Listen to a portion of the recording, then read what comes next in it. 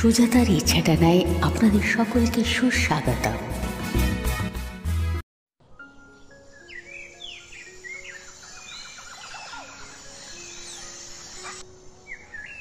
কবি সুভাষ মুখোপাধ্যায় রচিত নতুন বছরে।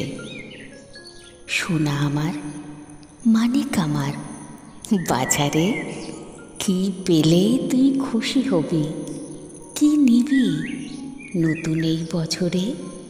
আমাকে দিও খেতে এক বাটি দুধ দিনে, মাটির দুটো খেলনা দিও কিনে, বরং এক বাক্স রং আকাশে দিও ঢেলে, এবং বালাই মুছে মাটিতে দিও পেতে।